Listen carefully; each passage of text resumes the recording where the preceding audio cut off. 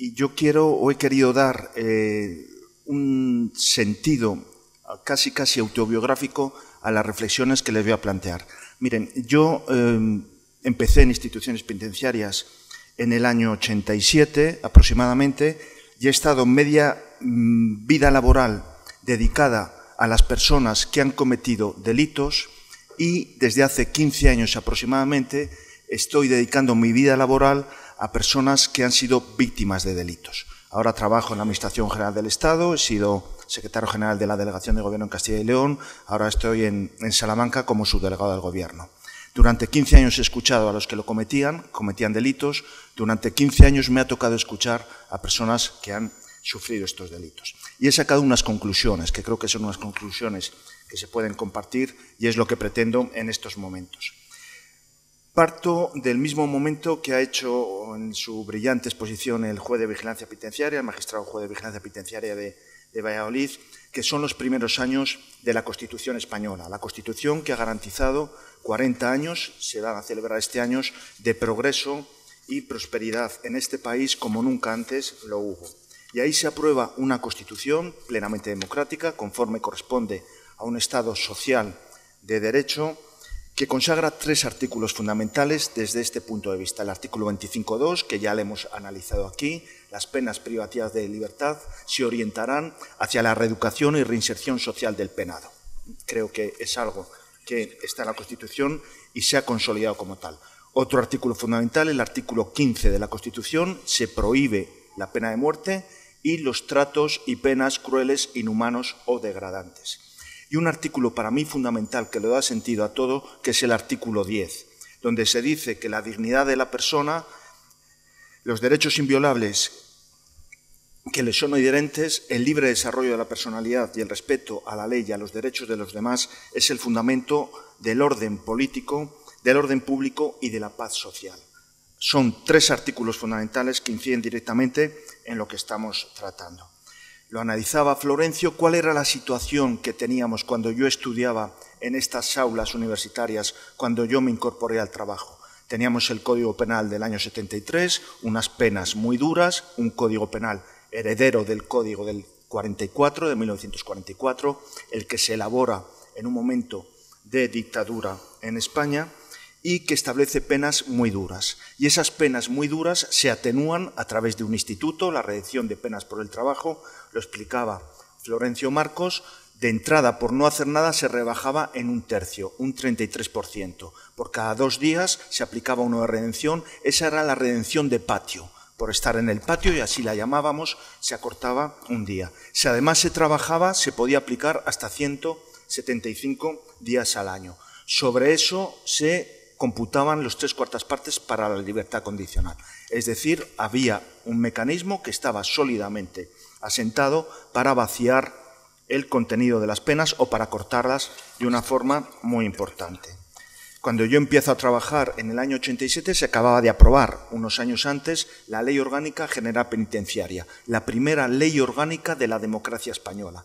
Llama la atención que el legislador, inmediatamente después de aprobar la Constitución, se dedique a las prisiones. No se elabora primero un nuevo Código Penal, el Código Penal de la Democracia, que no llega hasta el año 95 para entrar en vigor en el 96, no se elabora una nueva ley de enjuiciamiento criminal, seguimos con el texto de 1882, con infinidad de reformas y modificaciones. Lo primero que se hace es centrar el problema en la institución penitenciaria. Ahora vemos por qué y cómo incide en la situación actual. Y en su artículo 1 de la Ley Orgánica se dice que son fines de la institución penitenciaria la reeducación y reinserción social y se añade así como la retención y custodia de detenidos, presos y penados.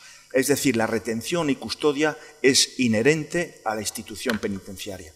Las prisiones no están solamente para reeducar, para resocializar, digo más, no se pensaron para reeducar y resocializar, sino que su finalidad o su otra finalidad es también la retención y custodia de detenidos, presos y penados. La Constitución dice las penas se orientarán a la reeducación y reinserción social. La ley dice se orientarán a la reeducación y reinserción social. ¿Cómo se hace esto? La ley prevé a través del tratamiento, que es un concepto que ya estaba en el reglamento del 56, que se amplió en el año 68, en 1968, y se configura como un conjunto de actividades directamente dirigidas a la consecución de la reeducación y reinserción social. La ley ofrece una visión clínica del delincuente. Si analizamos el contenido de la ley, si analizamos el Reglamento de Desarrollo del año 81, nos damos cuenta de que el legislador equipara el delincuente a una persona que padece una enfermedad y la prisión sería una especie de hospital. ¿Por qué digo esto? Primero, por la terminología. Existían equipos de observación y equipos de tratamiento. Los equipos de observación, ¿para quién? Para los preventivos. Los preventivos gozan de presunción de inocencia, no son culpables, por lo tanto, a los preventivos no se les puede aplicar tratamiento, solamente se les puede observar. Y en las prisiones, cuando yo empiezo, había equipos de observación, que eran distintos de los equipos de tratamiento. Había que elaborar un diagnóstico de personalidad criminal. Ya hablábamos de personalidades criminales y había que diagnosticarle. Estos equipos de observación elaboraban un diagnóstico de personalidad criminal. Se elaboraba un pronóstico inicial de reincidencia. Había que pronosticar si iba a recaer, si iba a haber una especie de recidiva en la enfermedad.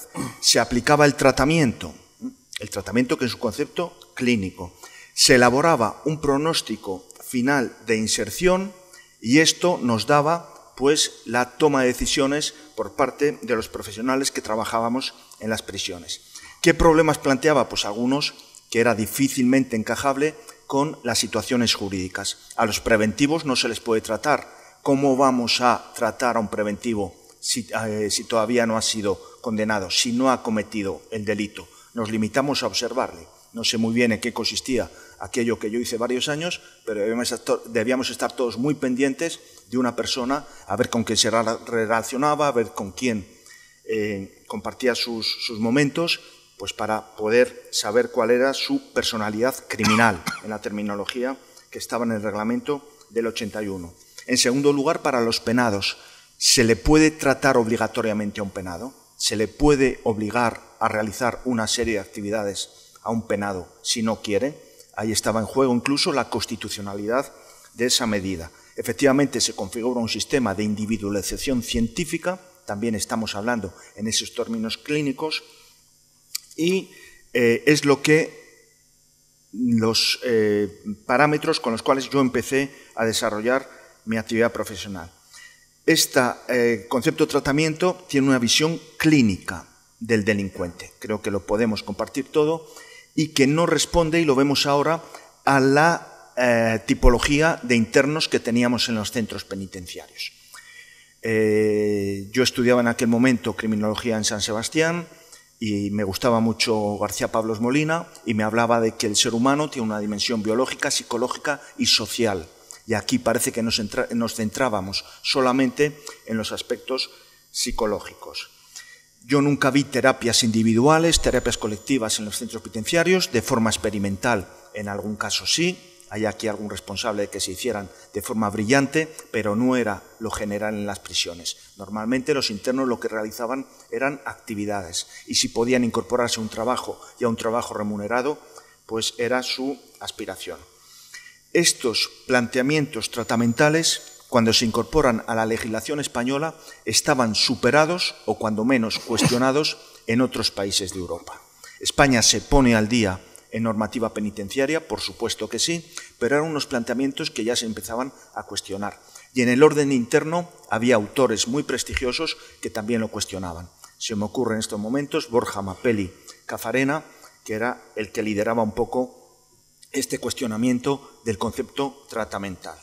Esto se corrige y lo vamos a ver ahora en la evolución que ha tenido la institución penitenciaria española. Respecto a la delincuencia de los años 80, cuando se aprueba la Constitución, cuando se aprueba la Ley Orgánica General Penitenciaria. Cuando se aprueba la ley penitenciaria, en España había 15.000 internos. 10 años después había 60.000. En España había 40 millones de habitantes, 10 años después había 40 millones de habitantes. Es decir, se produjo un incremento exponencial de la delincuencia en España. ¿A qué responde esta delincuencia? Pues unos años anteriores, en los años 60 a 70, es el boom demográfico en España. Surge una generación de españoles, yo pertenezco a esa generación, que hemos ido saturando todas las instituciones por las cuales hemos pasado. Yo estuve haciendo la EGB con 45 compañeros en las aulas.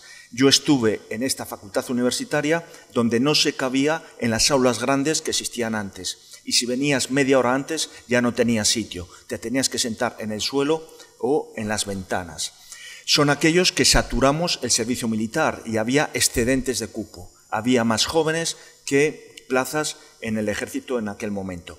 Somos la generación llamada a saturar o a provocar problemas en el sistema de pensiones en este país. Hay un boom demográfico, una ola entre los 60 y los 70 que tienen que incorporarse al mercado laboral en los años 73, 74, 75, que es cuando se produce una crisis económica sin precedentes en aquel momento y solamente comparable a la que hemos sufrido en los últimos años en los países occidentales. Esta juventud tiene unas características muy determinadas. Primero, es muy numerosa, es fruto del desarraigo interior que se produjeron en aquellos años, del éxodo del campo a la ciudad de los años 70, de los años 80, donde se crean estos barrios periféricos en las ciudades industriales. Todos tenemos un barrio de Corea, de las Malvinas, es decir, sitios muy lejanos donde, en condiciones, en ocasiones, de escasez de dotación para el desarrollo urbanístico, se asentaron estas familias de emigrantes. Además, era un momento de inestabilidad política y la delincuencia se utilizaba para desprestigiar a la democracia. Había un interés en decir que la democracia generaba delincuencia y esto se utilizó de una forma importante. Y hubo otro fenómeno que también incidió o que también azotó a esta generación y es el fenómeno droga, asociado tal vez perversamente o tal vez con demasiada alegría a los nuevos aires de libertad que concurrían o que soplaban en España. Todo esto configura que exista lo que se ha llamado una generación maldita. En cierta forma, la heroína cayó sobre esta generación y todos conocemos, los que pertenecemos a esa época, amigos, compañeros, vecinos, familiares que cayeron en la heroína. Este es el perfil de personas que empezaron a poblar las prisiones españolas nada más aprobarse la ley penitenciaria. Está muy bien reflejado en una novela de Javier Cercas, Las leyes de la frontera, está muy bien reflejada en la única película española que ha ganado el Oso de Oro de Berlín en el año 81 de Carlos Saura, Deprisa, deprisa. Ese consumir drogas provoca delitos contra la propiedad de una forma constante para garantizar el siguiente suministro, para conseguir medios económicos, en ocasiones cometidos de forma extremadamente violenta, o esos delitos contra la salud pública, que es comprar una partida, adulterarla y respedirla en papelinas al resto de colegas que consumen. Esta es la delincuencia que llena las prisiones españolas en los años 80, en los primeros años de aplicación de la ley penitenciaria. Y además tenemos el fenómeno terrorista. En España hubo numerosos grupos terroristas actuando de forma simultánea. Los dos que mayores víctimas causaron, los etarras, ETA y Grapo, actuaron de forma insistente en ese periodo y en aquel momento se entendía que el desarrollo del Estado de las autonomías posiblemente redujera este fenómeno a un fenómeno residual marginal y que desaparecería con la normalización democrática que tanto había costado conseguirse. Luego se demostró que no es así y hasta 35 años después no se derrotó a la delincuencia terrorista autóctona. Desde el punto de vista de la criminología, en aquellos momentos predominaban el planteamiento que me permito señalar a dos autores, a Jean Pinatel, que escribió una obra de referencia, La sociedad criminógena, y a Etienne de Grief, un belga, que escribió una obra también fundamental en esta materia. Y se empezaba a hablar del paso al acto. ¿Por qué una persona comete un delito y otras personas en similares circunstancias no lo cometen? Porque se da el paso al acto. Y Pinatel dice que dan el paso al acto aquellas personas que presentan en sus rasgos de personalidad 4 características.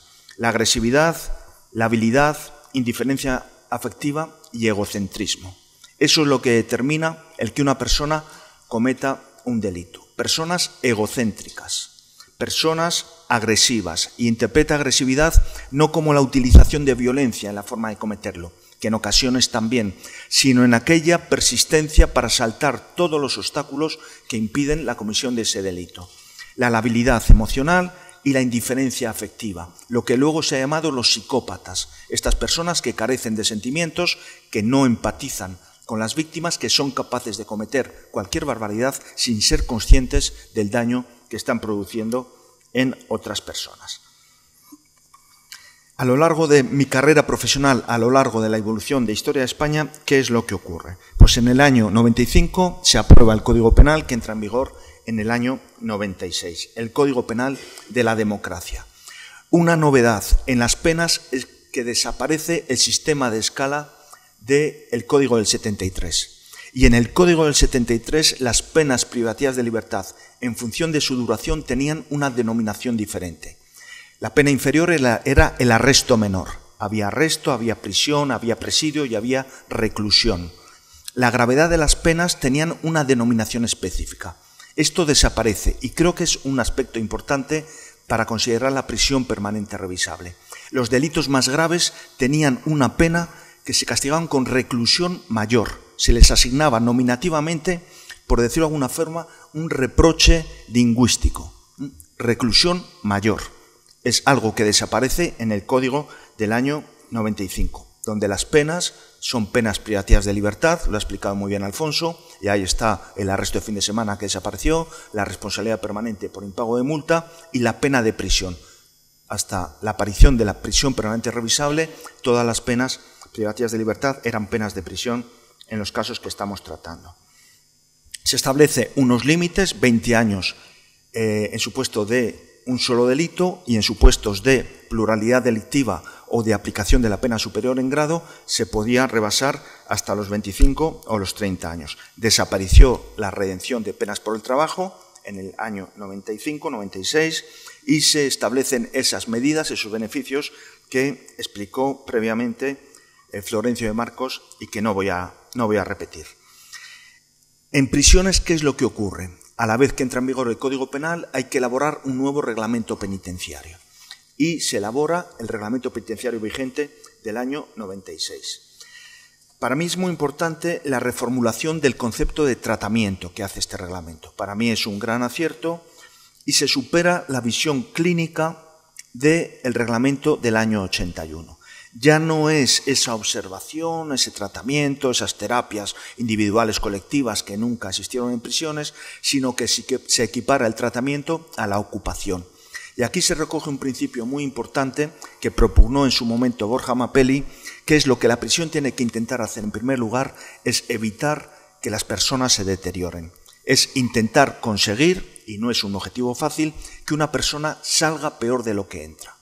Y yo creo que esto es un planteamiento realista y la institución penitenciaria se ha volcado hacia él. Es el principio de nil nocere, que habla Borja Mapelli de una forma reiterada. Vamos a intentar que las personas no se deterioren en prisión. Y lo vamos a intentar, primero, con ocupación, tienen que estar permanentemente ocupados, realizando actividades, y tienen que orientarse estas actividades hacia las carencias que presenten. Todos los internos, muchos internos tienen carencias educativas. Yo he conocido muchos presos que es la primera vez que alguien les ha dado un cuaderno y un bolígrafo y les ha dicho vete a la escuela. Sobre todo extranjeros, analfabetos en su idioma, analfabetos por supuesto en castellano. Y lo recibían muy bien, porque es la primera vez que tienen la posibilidad de estudiar.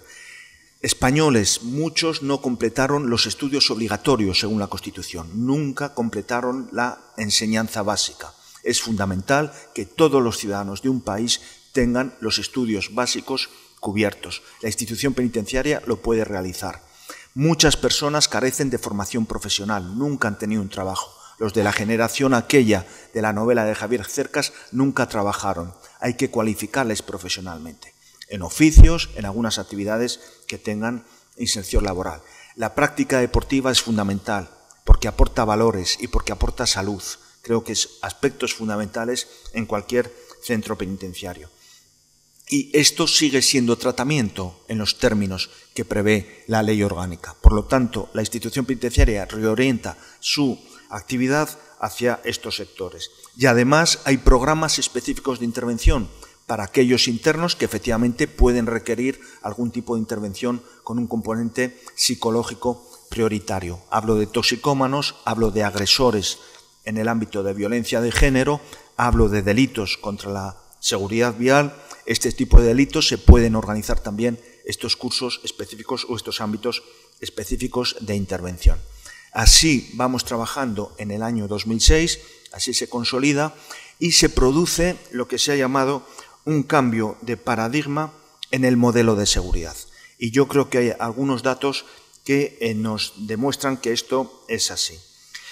En los primeros años del año 2000 vuelve a haber un repunte de la existencia de internos en los centros penitenciarios. A los delincuentes que teníamos se suman delincuentes extranjeros. España pasa a ser un país de recepción de extranjeros y algunos de estos extranjeros cometen delitos. Un tercio de la población penitenciaria en ese momento eran extranjeros. Yo siempre negué que se tratara de inmigrantes. Los inmigrantes son otros. Los inmigrantes con papeles, sin papeles, son personas que vienen aquí a mejorar sus condiciones de vida. Lo que teníamos eran extranjeros que vinieron aquí a delinquir expresamente o estando residiendo aquí cometieron delitos. Y estas personas incrementaron de una forma importante el número de internos en prisión. Y se pidieron respuestas. Y una respuesta fue la modificación posterior de sustituir la pena privativa de libertad por su expulsión del territorio nacional. Había que rebajar el número de internos en las prisiones españolas porque estaban saturadas. Y estas prisiones eran nuevas. Empezaba a desarrollarse un plan de amortización de centros de trabajo, de centros penitenciarios con unas prisiones muy avanzadas arquitectónicamente. El paradigma de seguridad cambia con los atentados del 11 de septiembre del año 2001 en Estados Unidos. Ahí el mundo se da cuenta de que la seguridad tiene que ser una prioridad y no está garantizada por los distintos estados. El estado más seguro del planeta sufrió directamente por primera vez en su territorio un atentado terrorista absolutamente brutal y todo se removió a partir de ese momento. Ese atentado del año 2011 lo tuvimos en marzo de 2001, lo tuvimos en marzo de 2004 en España, en Madrid, y lo seguimos teniendo. Y el 17 de agosto del año 2017 lo hemos tenido en Barcelona y lo hemos tenido en Cambrils. La sociedad ha cambiado, ha aparecido un fenómeno nuevo al cual hay que dar respuesta. En España persistían en los primeros años de este siglo el fenómeno terrorista autónomo. ETA seguía matando y seguía matando con intensidad. Creo que es algo que también hizo reconsiderar, lo explicaba Florencio, y había que adecuar la legislación vigente. Los etarras históricos que cometieron gravísimos delitos empezaban a obtener la libertad con beneficios penitenciarios, con acortamiento de penas, y había que dar respuesta a esa situación. Las sociedades muy avanzadas son más exigentes en materia de seguridad. Eso está demostrado. En España había una cierta justificación hacia los delincuentes cuando yo empecé a trabajar con ellos, porque se entendía pues, que también eran víctimas de estructuras sociales injustas, que no habían tenido la posibilidad de estudiar, que no había servicios sociales o asistenciales que les tratara. La sociedad se vuelve más exigente. Sociedades muy modernizadas se vuelven más exigentes en materia de seguridad, hasta el punto de que yo creo que en estos momentos se concibe la seguridad no como una aspiración, sino como un derecho. La gente me dice, yo tengo derecho a la seguridad, yo tengo derecho a la tranquilidad. Son planteamientos que han ido surgiendo a lo largo de estos años. Y surge un riesgo también, de que la libertad se contraponga a la seguridad. Ese es el riesgo que tenemos que afrontar desde todos los ámbitos, ese es el reto que tienen los poderes públicos. Y la libertad y la seguridad están en un mismo plano constitucional en el artículo 17 de nuestro texto. Toda persona tiene derecho a la libertad y a la seguridad. Están en una misma frase recogidos en la Constitución. Además, La seguridad es un presupuesto de la prosperidad y lo estamos viendo. No hay prosperidad económica si no hay seguridad, si no hay seguridad jurídica, si no hay seguridad ciudadana, si no hay seguridad en todos los ámbitos. Un piso en una zona insegura es un piso que se devalúa. Un piso en una urbanización, como yo he tenido que afrontar, que está siendo ocupada por distintos colectivos, es un piso que se devalúa y nadie quiere vivir allí. Toda la ciudad incrementa el precio de la vivienda, excepto los barrios donde han aparecido los ocupas en las condiciones que se produjeron en estos momentos. Creo que es algo que tenemos que ir considerando para evitar precisamente que se produzca un cuestionamiento de las garantías tradicionales. Yo me reúno frecuentemente con colectivos de personas, colectivos de mujeres víctimas de violencia de género, de agresiones sexuales, de empresarios, y me hablan de que las garantías se vuelven contra las víctimas, de que la presunción de inocencia no se percibe como un derecho fundamental que tenemos todos los ciudadanos, sino como un obstáculo para que determinadas situaciones intolerables no se produzcan. Se quejan de la multirreincidencia. Hay algunos pequeños comerciantes que cada vez que aparecen determinados sujetos en sus establecimientos se echan a temblar porque saben que les van a sustraer productos y que no va a haber una respuesta por mucho que la policía les detenga y les ponga a disposición judicial. Estas son situaciones que yo vivo ahora desde el otro ámbito de mi actividad profesional. Y hay una nueva sensibilidad, más exigente con los poderes públicos para dar respuesta a estas cuestiones de seguridad ciudadana, de delincuencia. El hecho de que ha cambiado el modelo de seguridad se evidencia en el año 2003, lo explicaba Florencio, con la modificación del Código Penal y con el Pacto de Estado para la reforma de la justicia, que en aquel momento sí se celebró, y lo recuerdo ahora porque en la inauguración se ha hablado de que se trata de un asunto de Estado o debería ser un asunto de Estado. Duró poco tiempo, pero en el año 2003 sí se firmó un pacto de Estado para la reforma de la justicia donde se abordaban estas cuestiones. Y aquí surge una doble situación. Por un lado, se utiliza el parámetro del rigor punitivo asociado a planteamientos partidistas. Yo creo que es aquí cuando los partidos políticos, legítimamente, cada uno defiende unas posturas diferentes, como no puede ser de otra forma, en un Estado plural como es el español, pero sí se asocian cuestiones penales a cuestiones partidistas. Y se forma una división de los partidos e incluso de la sociedad en dos bandos. Unos les han llamado, y les ha llamado Díaz Ripollés, buenistas o humanitarios. ¿Cómo se alinearían los postulados buenistas o humanitarios? En despenalización de algunas conductas, en la rebaja de las penas, especialmente de las más altas, y en mantener las garantías frente a lo que se llama, posiblemente incorrectamente, el jus puniendi. Los buenistas, los humanitarios, es menos pena, menos delitos, igual de garantías o más garantías. Y hay otros partidarios de un mayor rigor punitivo, especialmente para las conductas más lesivas para la sociedad, con aplicación de una pena que identifique estos comportamientos. Y eso pasa en España y eso pasa en otros países de nuestro contexto. Surge en el año 2003, empieza a haber literatura en este sentido y en España se plasma en el año 2015. ¿Por qué llamar a una pena de otra forma para identificar las conductas de extrema gravedad? Primero, un fin simbólico o de apaciguamiento de la reacción social. Unos dicen que es populismo, otros pueden decir que es adecuación de la actividad del legislador a las demandas sociales. Ahí cada uno puede tener, por supuesto, su opinión. Y hay un factor determinante que desde el punto de vista criminológico yo sí quiero hacer referencia a él y que no se ha hablado. Al final es tener también en cuenta el decaimiento biológico de las personas como factor que anula o disminuye la capacidad criminal. Y yo creo que esto sí lo tenemos que considerar desde la perspectiva criminológica. No es lo mismo, o no valorábamos lo mismo cuando yo estaba en prisión, a los jóvenes que cuando estas personas habían ido evolucionando en prisión. No era el mismo, y por poner un ejemplo, que es casi un clásico en la criminalidad española contemporánea, el vaquilla de chaval que el vaquilla cuando tiene 40 años. No es lo mismo, y los que le conocieron así lo dicen. Y estos presos les conocemos todos, y al vaquilla no se le hubiera condenado a una pena de prisión permanente revisable. Pero nos entendemos los penitenciarios.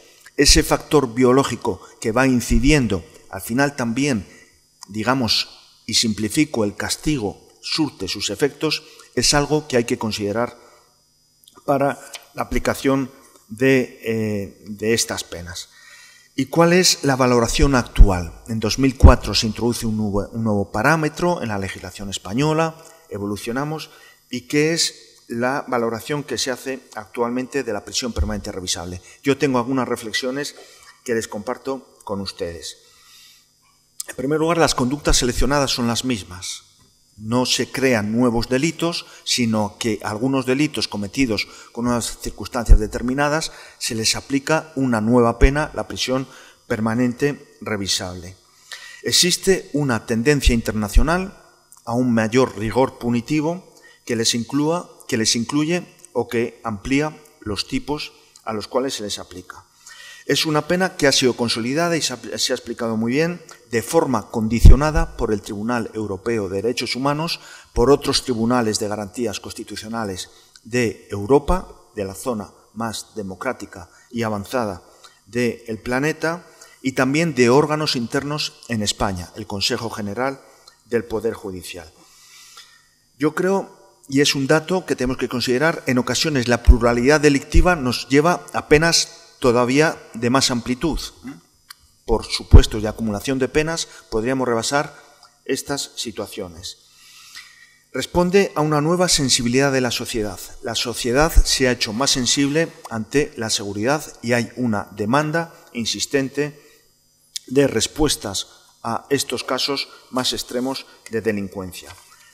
Un nuevo factor que ha aparecido y que no existía, yo nunca escuché cuando estudiaba en esta universidad, lo empecé a estudiar en San Sebastián, al profesor Antonio Beristain o a José Luis de la Cuesta, el concepto victimología. Incluso yo tengo una asignatura allí que era la victimodogmática. La víctima aparece, la víctima ha aparecido y la víctima se ha reconocido en el ordenamiento jurídico. A la víctima normalmente, cuando ha sufrido un delito, lo más que se ha hecho ha sido molestarla, porque se la ha citado a comparecer a juicio, se la ha puesto en situaciones muy difíciles, los abogados defensores, por supuesto, aprietan todo lo que pueden, y yo he visto muchas víctimas llorar en los juicios, porque han sido víctimas de delito y además se han sentido maltratadas en el proceso penal. Pero esto era así, esto nunca se cuestionó. Empezamos ya a hablar de la víctima, a reparar a la víctima, a tener en cuenta a la víctima, a escuchar a la víctima. Por supuesto, lo comparto, la víctima no puede fijar la pena, pero sí hay que escucharla. Y yo tengo una experiencia que la quiero compartir con ustedes. Hace 2 años se produjo en Salamanca, donde yo presto mi actividad laboral ahora, el asesinato de una mujer víctima de violencia de género. El informe de la autopsia era espeluznante, una auténtica carnicería. Era una víctima de raza gitana y se producen los homenajes, las concentraciones, cientos de personas, colectivos feministas y colectivos sociales que se movilizan para demandar solución a esas situaciones, y yo me quiero reunir con los familiares de la víctima una vez acaba todo para poner la Administración del Estado a su disposición, para ver qué es lo que podemos hacer en materia de pensiones, de ayudas. Viven en unas condiciones casi infrahumanas, casi rozando el chabolismo, y me recibe toda la familia en su vivienda. Y yo les pregunto, bueno, ¿y ustedes qué esperan? Y me dice una hermana de la víctima, yo no quiero que maten al que ha matado a mi mujer, pero sí quiero que no salga de la cárcel hasta que no pueda volver a matar a nadie. Eso es lo que dice la víctima, y eso es lo que están diciendo muchas víctimas, y lo dicen en un tono muy pausado, muy sosegado, pero creo que también que se les debe escuchar. Hay una demanda por parte de las víctimas, por parte de familiares de víctimas, mediatas o inmediatas, porque al final todos somos también, en cierta forma, víctimas de estas situaciones. Cuando se produce un caso de estos, todos somos víctimas porque nos genera temor, porque nos genera incertidumbre, porque tenemos hijos que hacen lo mismo que hicieron esas personas que sufrieron estos terribles delitos, y también queremos que se nos escuche en estas situaciones. Existe un endurecimiento de las penas, sin duda alguna. La prisión permanente endurece las penas, pero salva las garantías. En el ámbito penitenciario se retrasa el disfrute de permisos, se retrasa la libertad condicional, pero se mantiene la esencia del sistema penitenciario. Efectivamente, se altera, pero se mantiene. Y yo creo que también da prestigio al sistema penitenciario. A mí, cuando trabajaba en prisión, los amigos me decían: les dais permiso como churros. Han cometido el delito ayer y ya están saliendo de permiso, y ya están en tercer grado. Y este reproche yo lo vivía cuando estaba trabajando en instituciones penitenciarias. Y decía que no, que todo era muy medido, muy estudiado, muy sosegado, pero yo también viví la experiencia que comentaba Feliciano Trebolla, el presidente de la Audiencia Provincial, cuando concedes permiso a un interno y durante ese permiso comete una barbaridad. Se nos quedaba muy mal cuerpo a todos los profesionales de la institución. Y finalmente, creo que se salva esa necesidad de que no mate la esperanza. Los internos tienen que tener, por supuesto, esperanza de salir un día de prisión y que puedan reincorporarse en condiciones de normalidad a la vida social. Quiero acabar esta intervención con dos reflexiones que me han gustado mucho y las he comentado con los autores y que recogen un poco cuál ha sido, por un lado, la evolución en mi pensamiento y, por otro lado, lo que yo en estos momentos considero. Una de ellas lo publicó un profesor, un catedrático de esta universidad, Jesús Quijano, en el norte de Castilla, recientemente. Y dice literalmente: pasa con relativa frecuencia.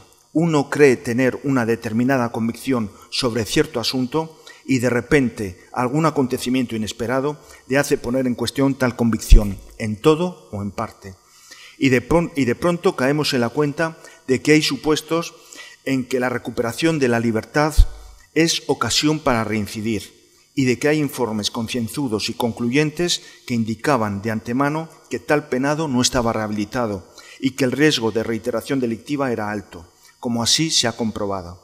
Así, teniendo en cuenta todo este conjunto de circunstancias, no es sencillo pronunciarse con contundencia, pero creo a la vez que, honestamente, no debería excluirse definitivamente alguna fórmula de prolongación de la privación de libertad, que no tiene por qué ser necesariamente la prisión permanente revisable, aunque tenga algo en común. Llamémosle, dice Quijano, la prisión prolongada condicionada.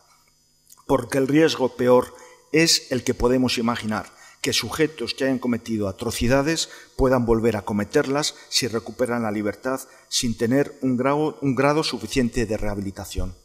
Y la otra reflexión es de un catedrático de Derecho Administrativo de Salamanca, que dice: el derecho debe empatizar con el sentimiento de las personas y de las sociedades. Necesitamos alguna respuesta que sea socialmente aceptable, no solo en términos de teoría jurídica del delito clásica, sino socialmente empática y realizable ante la alarma que en determinados casos se produce. Yo creo que el derecho no puede basarse solo en sofisticadas reflexiones o argumentaciones. Tiene que intentar comprender lo que las personas sienten y necesitan en cada momento. Hay crímenes atroces que destrozan familias y que preocupan mucho a las sociedades y que requieren una respuesta penal que sea aceptable y considerada aceptable por las víctimas. Yo no podría sentarme a debatir delante de un familiar de una persona que hubiera sido víctima de un crimen tan atroz y responderle solo con argumentos jurídicos a su percepción del problema. No sería capaz de hacerlo. Esto creo que es un poco la evolución de lo que yo he sentido a lo largo de estos años de actividad profesional, y con ello se conseguiría o se consigue lo que está en el artículo 89 del Código Penal, que es restablecer la confianza de las personas en la vigencia de las normas infringidas por el derecho. Eso es la reflexión que quería compartir con ustedes. Muchas gracias.